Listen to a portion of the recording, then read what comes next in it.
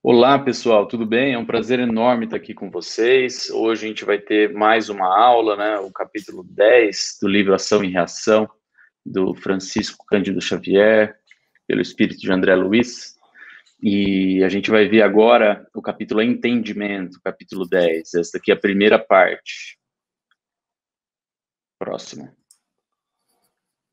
Então, como vocês que estão acompanhando, né, no capítulo anterior foi a história de Silas, que, muito apegado aos bens materiais de seu pai, né, ele não conseguiu lidar com a ideia de que esses bens seriam compartilhados com a sua madrasta, acabou criando, né, um caso entre a sua madrasta e seu primo, fazendo o pai ver, testemunhar esse adultério tramado pelo próprio Silas, né, e o pai a envenenou, causando muito sofrimento para o seu pai, né, e vivendo com esse dinheiro, mas numa tristeza espiritual, numa miséria espiritual abundante. E é essa história que, quando ele conta para Clarindo e Leonel, que faz ambos refletirem sobre essa empreitada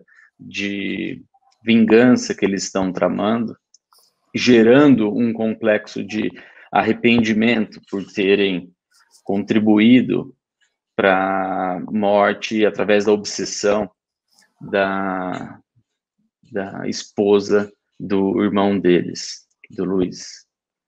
Então, Clarindo e Leonel, eles receberam com discrição e carinho o Silas, o Hilário e o André Luiz, né?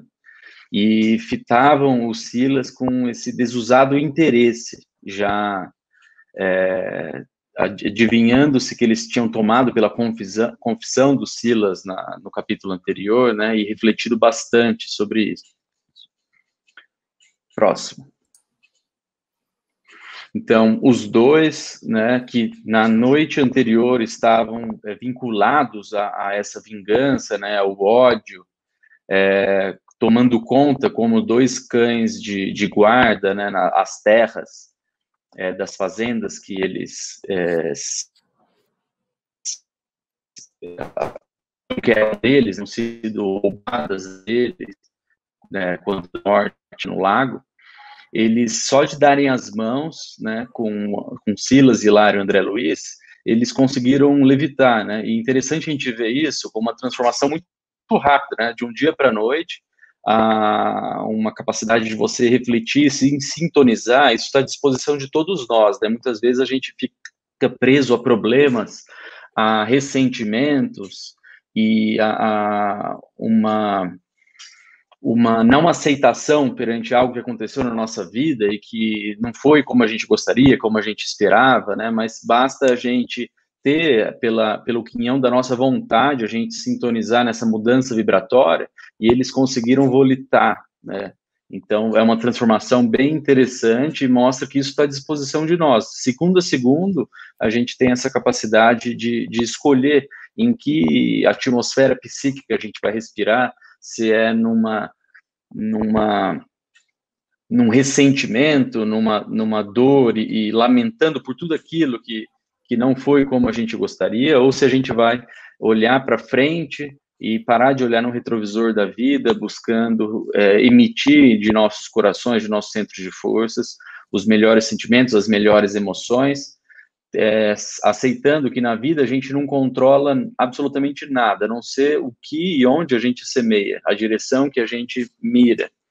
E se a gente vai ficar olhando um retrovisor na vida ou se vai andar para frente, né? Então, eles volitaram até um vasto hospital e lá encontraram Ludovino, que fazia vigilância de alguns enfermos. E interessante que eram uns enfermos que tutelados pela mansão, que é a região do plano espiritual onde Silas está vinculado, que fazem esse trabalho de regeneração desses espíritos, acolhendo eles após a desencarnação, nas zonas trevosas, no umbral. Então, essas reencarnações eram tuteladas por alguns trabalhadores da mansão, e um deles era o Ludovino nesse hospital. Pode passar o próximo, Carlos. E aí Silas conta, né, que trata-se da irmã Laudemira, e que tudo fazia acreditar que ela vai sofrer uma perigosa intervenção, porque os fluidos anestesiantes desfechados pelos perseguidores, pelos obsessores dela, durante o sono físico, faziam com que a vida uterina ficasse em extrema apatia. E, lendo isso aqui me fez lembrar nos meus plantões de obstetrícia, né, em que a gente usava um exame chamado cardiotóxico, que a gente avalia tanto as contrações uterinas quanto o batimento cardíaco fetal. E a variabilidade desses batimentos, né, o batimento do bebê, ele subia bastante descendo, essa oscilação é um sinal de saúde, um sinal de que o bebê está bem. Então, existe até um conceito de que a saúde, a vida, está relacionado com variabilidade. Então, por exemplo, o bebê, o feto, a criança, ela tem uma variação do batimento cardíaco num gráfico muito grande, né? Batimento bem alto, desce, tem uma variabilidade muito grande. E, na medida que a gente vai envelhecendo, o batimento cardíaco ele vai ficando numa faixa mais estreita, né? Então, quando a vida fica muito monótona, muito quadrada, muito engessada, isso não é um sinal de saúde, né? A água parada, ela está associada com desenvolvimento de doenças, e a água fluida, o rio corrente, né? Então, é um movimento que traz saúde, né? Então, essa vida uterina aí, com extrema apatia associada com essa obsessão desses inimigos desencarnados, e no exame da cardiotoco, que se faz ainda hoje, né, quando o batimento cardíaco fica fixo muito tempo, numa região muito específica, numa variabilidade, é sinal de sofrimento fetal, né? E tudo indicava que o cirurgião iria ter que fazer uma cesárea em cerca de 1 hora, porque eles estavam tentando induzir o parto, e se não acontecesse, ia acabar tendo cesariana, né? Esse livro foi escrito na década de 50 do século passado, e a cesariana, né, hoje em dia só, quando eu fiz o estágio lá no Hospital Cachoeirinha, existia uma certa tendência que todo o corpo clínico tentava fugir, né, que quando tinha sido feita uma cesariana no primeiro parto, a chance de ser uma cesariana no segundo e nos subsequentes é muito maior, mas então eu imagino aqui por que o Silas não queria tanto que fosse uma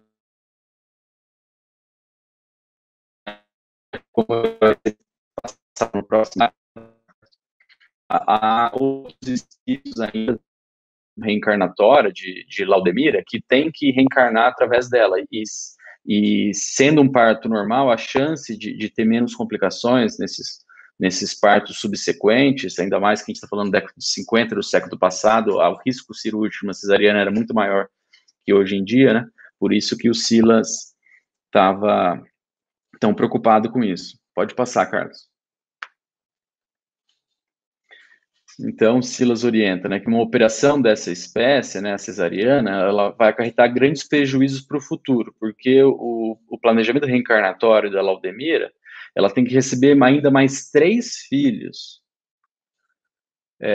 para que seja feita com eficiência esse resgate, né, essa expiação dela com os seus obsessores, que ela vai receber no seio como filhos, né?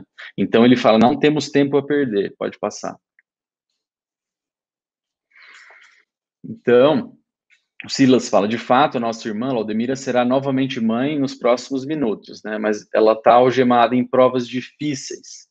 Ela demorou muito tempo na mansão até retornar nessa encarnação no corpo de carne, e ela sempre esteve vigiada por inimigos que ela mesma criou em outra encarnação pregressa, quando ela se valeu da beleza física dela para acumpliciar em crimes diversos outros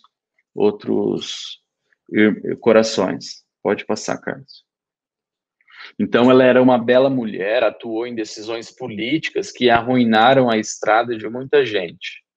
E depois que ela faleceu, nessa encarnação infeliz, ela ficou muitos anos, né, em trevas infernais, até que ela mereceu a felicidade por renascer na encarnação atual, e vai receber, como tem recebido já como filhos, né, ainda tem mais 3 para receber, os companheiros anteriores de crueldade. para que ela consiga reverter, criando eles na seara do bem. Pode passar. E aí o André Luiz e o Hilário, né, aquele afã de curiosidade, eles perguntam outras coisas, mas o Silas dá um limite para eles e diz para historiar mais tarde. Agora é indispensável que eles agissem, né? E aí o Clarindo e Leonel, observando tudo aquilo e já aprendendo, né, aquilo já tinha uma função terapêutica, evangelizadora de Clarindo e Leonel, e eles seguiam os passos de Silas, André Luiz e Hilário, surpresos. E aí Silas ordena que eles permanecessem em oração, com a mão direita, a destra, colada ao cérebro da Laudemira, e começaram a fazer operações magnéticas excitantes sobre o colo uterino, né? Então, usando aí a imposição de mãos, utilizando o fluido ectoplásmico conseguido da própria paciente e das redondezas para exercer ação, estimulando as contrações no útero. Então, André Luiz descreve que saía uma substância leitosa, como uma neblina leve, das mãos de Silas, e iam se espalhando por todas as regiões, todos os cantinhos, os escaninhos do aparelho genital de Laudemira. E depois de alguns minutos, surgiram as primeiras contrações. Então, o trabalho de parto são 3 contrações eficazes, né, dentro de 10 minutos, e isso vai acontecendo ao longo do tempo, geralmente em 24 horas, para engrenar o trabalho de parto. E aí o Silas, ele vai conduzindo esse trabalho de parto, aumentando a intensidade das contrações para tentar evitar a cesariana que eficazmente é esquecida. Então, com isso se garante uma maior possibilidade de êxito, né, nos partos subsequentes. Então, Leonel pergunta a Silas com ar respeitoso se os trabalhos que ele se dedicava tinham alguma finalidade de preparação diante do futuro, diante do porvir. E Silas responde, sem dúvida. Ainda ontem eu falei sobre os meus erros de médico e praticamente jamais fui. E comentou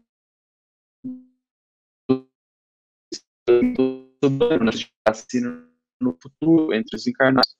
Então, esse trabalho que Silas está fazendo nada mais é do que uma preparação para angariar tendências, né, e facilidades como médico na próxima encarnação.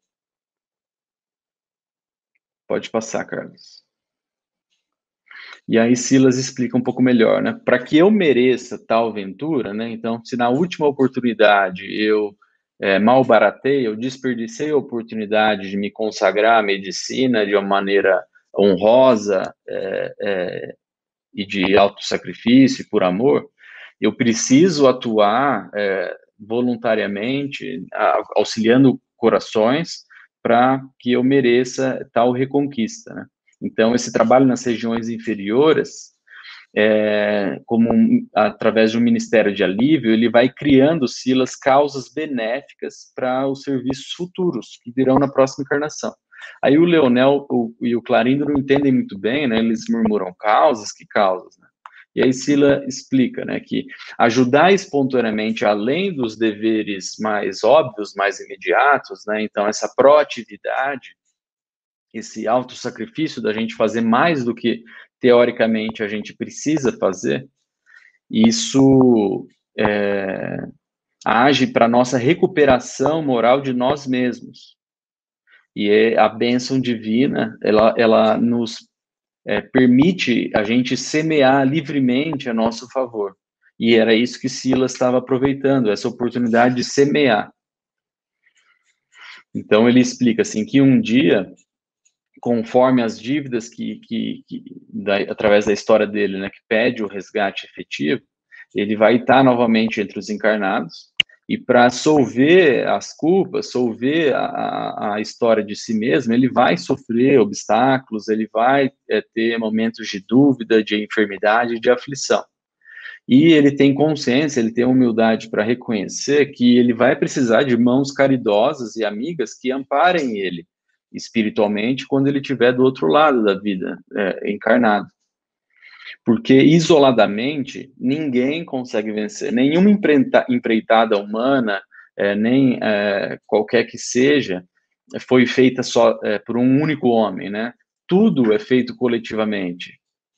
Então, a criação do foguete que foi à Lua, as grandes navegações, o próprio ministério do Cristo, né? Ele utilizou dos 12 apóstolos, os primeiros cristãos que testemunharam, vivenciaram a sua jornada, né?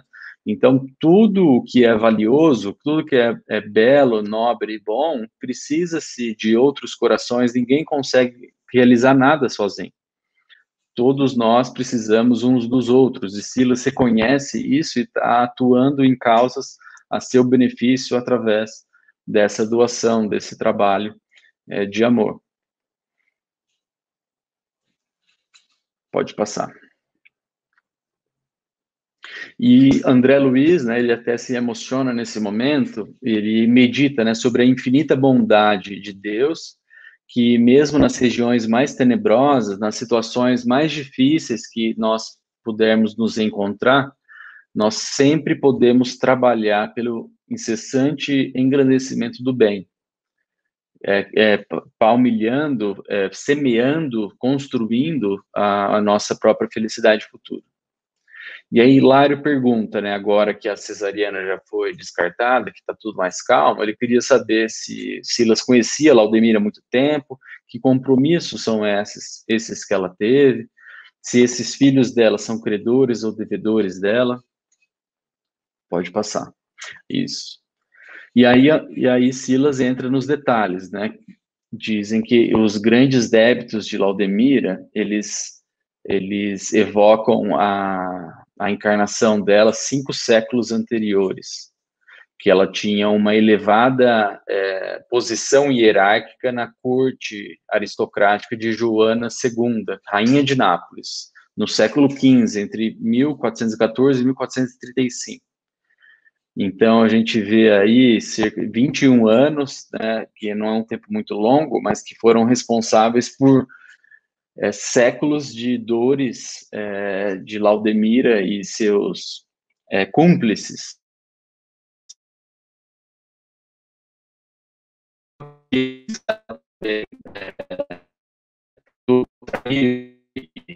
Obediou e maltratou também, que não se renovaram através do perdão também, desde esses 5 séculos estão presos nessa roda quase infinita de ódio e de dor, né?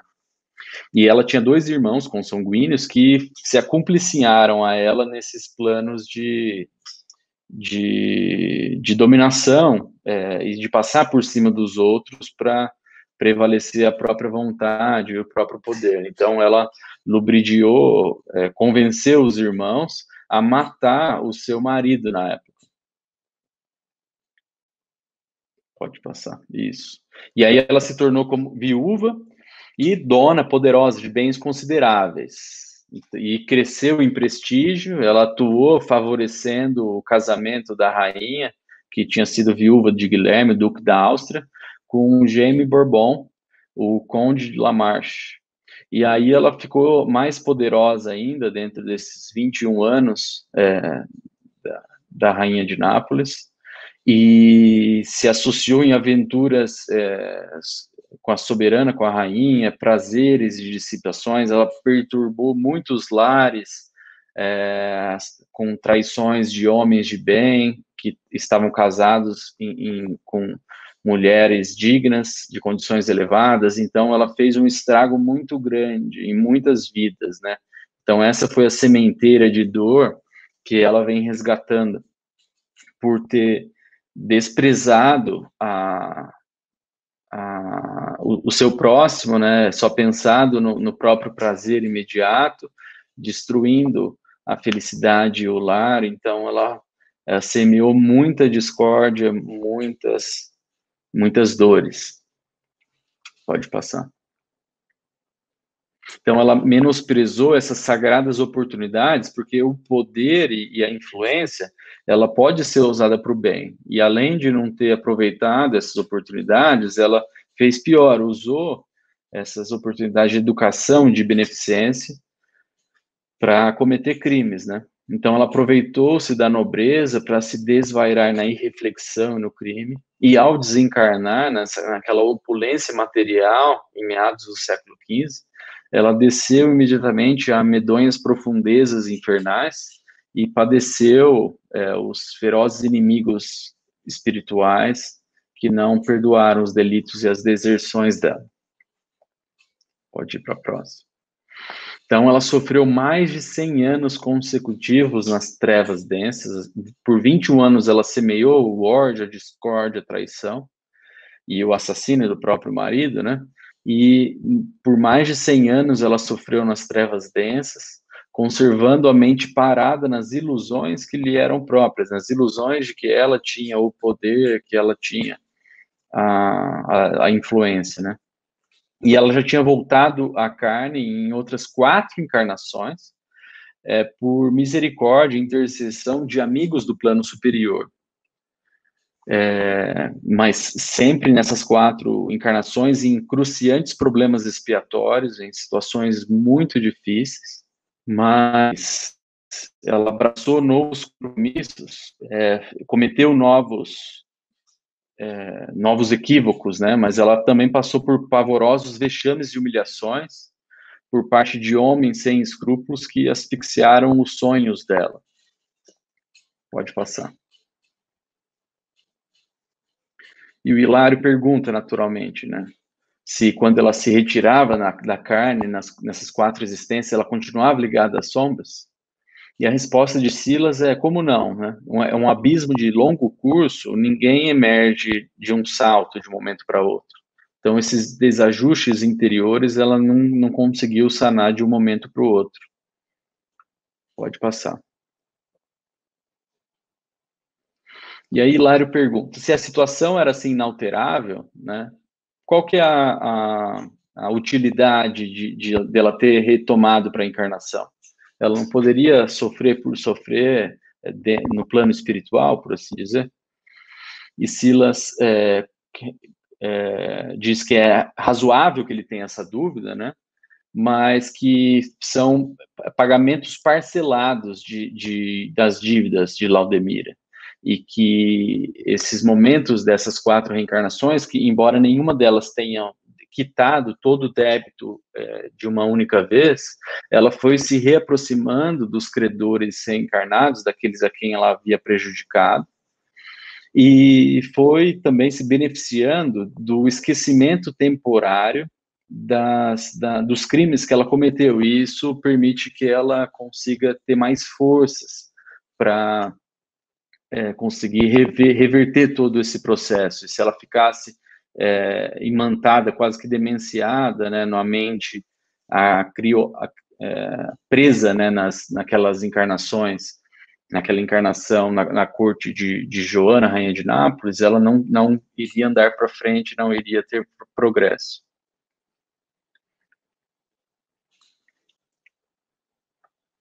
E aí, Hilário continua perguntando se ela conseguiu ressarcir algum débito. E Silas diz que, de alguma sorte, sim, porque ela recebeu tremendos golpes de orgulho que ela tinha cristalizado no coração dela.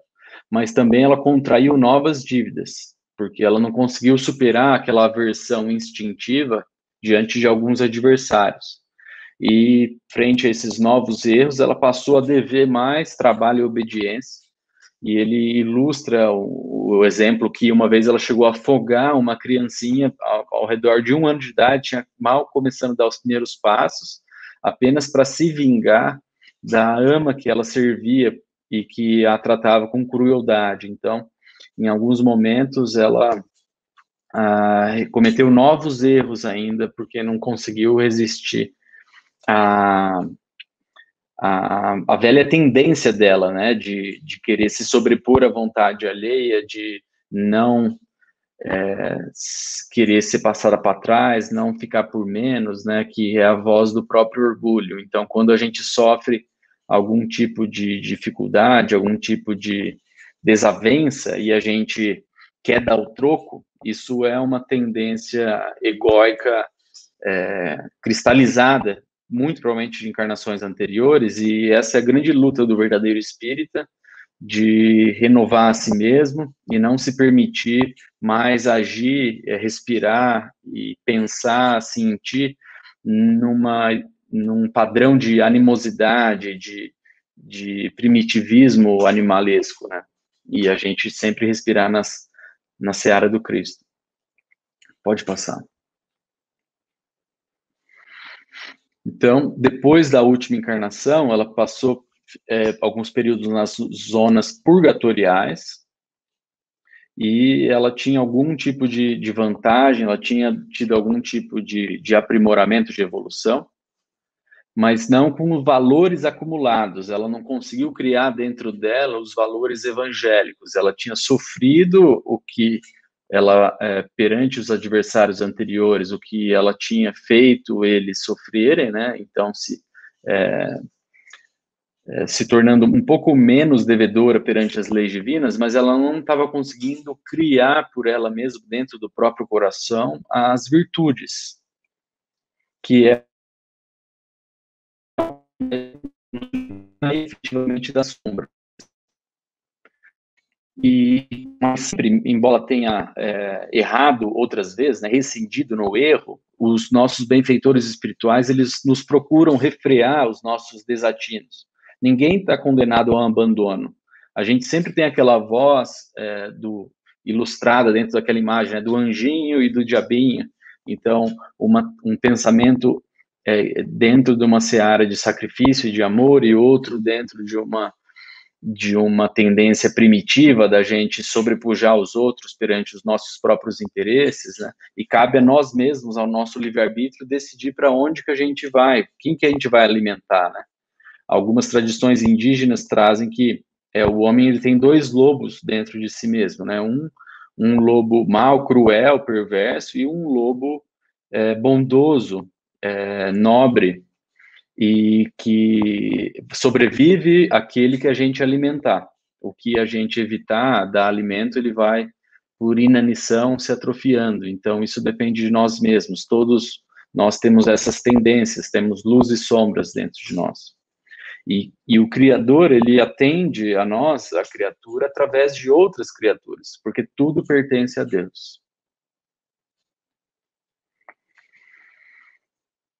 E a Hilário pergunta se seria possível que eles conseguissem saber as existências anteriores de Laudemira antes da corte de Joana II. E Silas dá uma resposta fenomenal, que seria fácil para eles conhecerem, mas que isso não convinha naquele momento, porque eles iriam gastar muito tempo e atenção.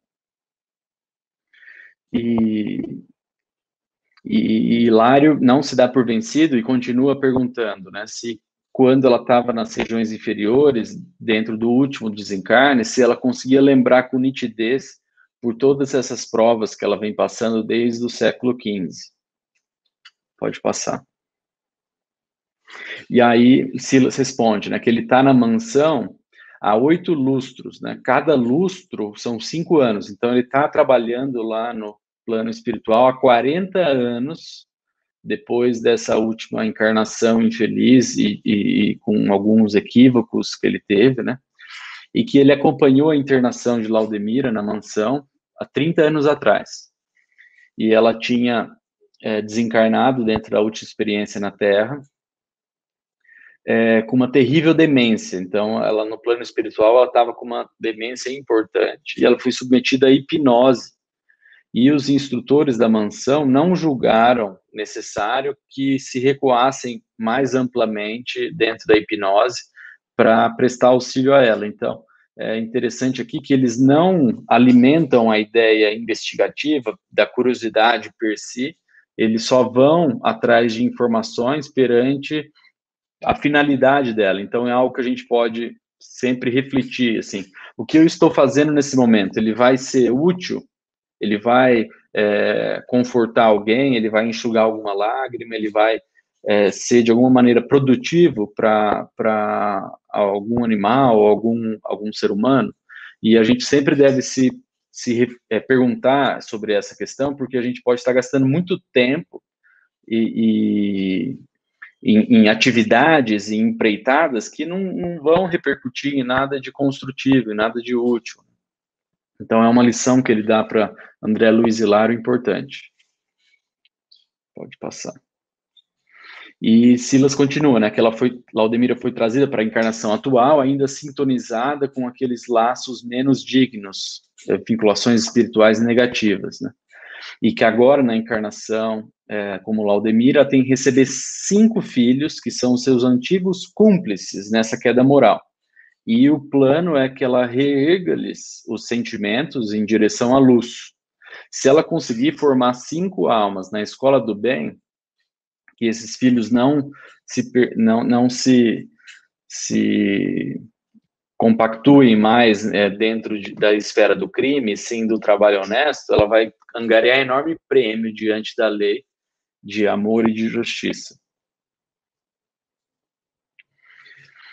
E Silas, percebendo que agora deu uma quietada, né, na curiosidade de Hilário e de André Luiz, né, ele se volta com mais carinho para Leonel e Clarindo, sondando as esperanças deles, né?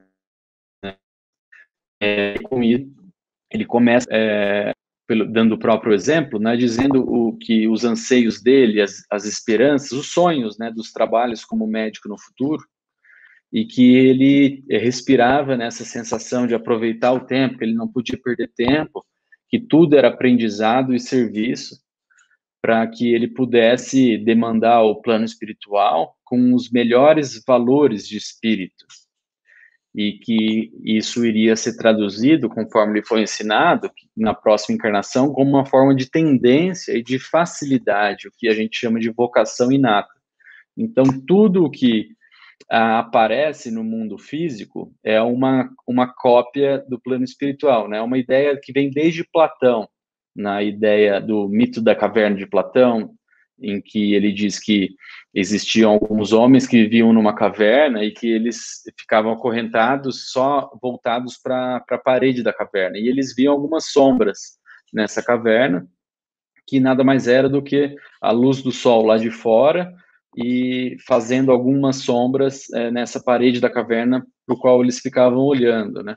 E essas sombras, elas se movimentavam, elas se mexiam, né? E aí eles construíram mitos, histórias, esses homens, porque eles acreditavam que tudo que existe eram aquelas sombras, e que aquele era o mundo real.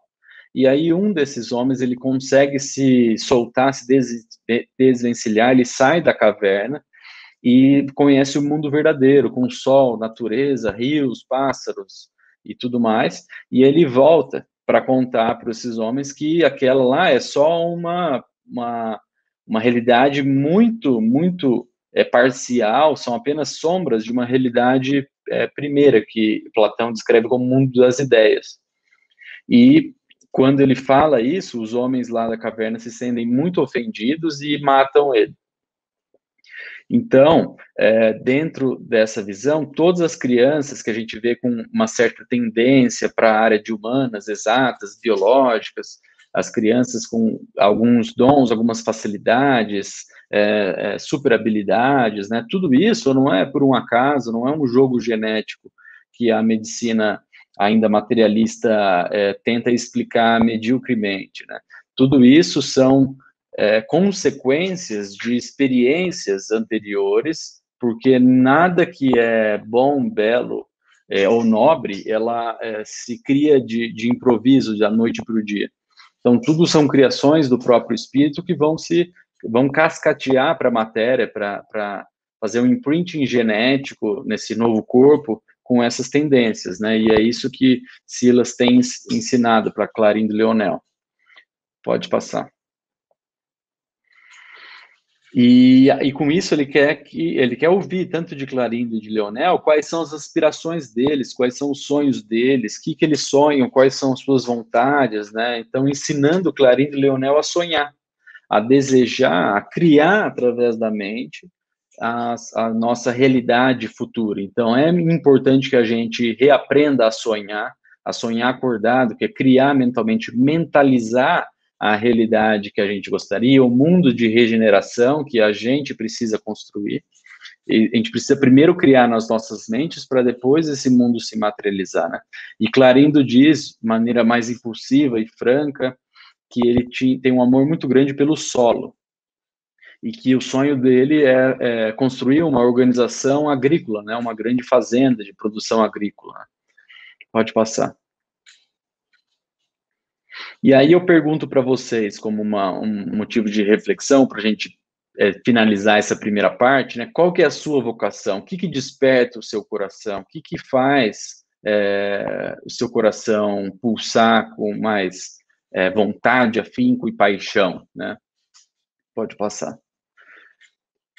Então, vou contar uma história real de uma paciente minha, sem citar nomes, é claro, mas muito interessante, né? Uma paciente, é uma aeromoça, que está tendo crise de pânico e não consegue trabalhar, né? Eu tive que afastar ela do trabalho e tudo mais, mas nas consultas ficou muito claro que ela não quer trabalhar com aviação, né? Voando e tudo mais.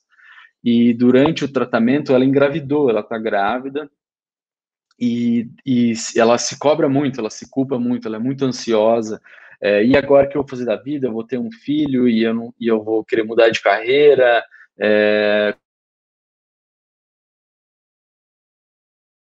Esse livro que tu slide,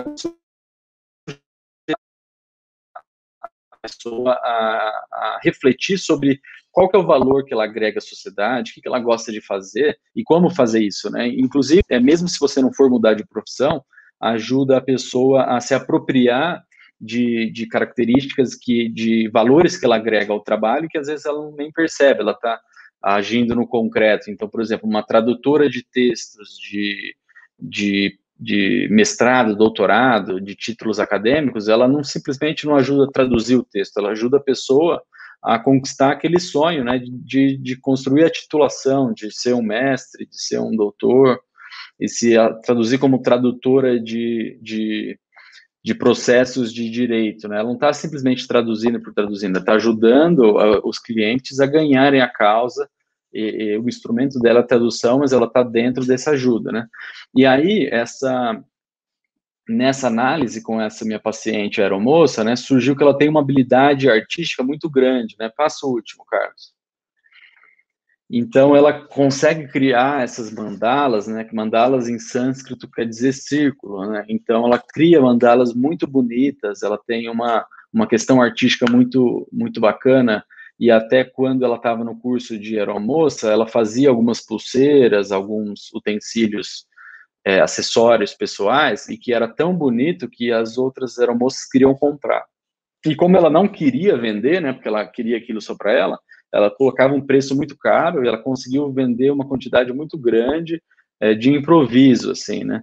Então, a ideia, e ela se sente mais conectada com ela mesma, sem estar com ansiedade, quando ela está criando alguma coisa com a mão.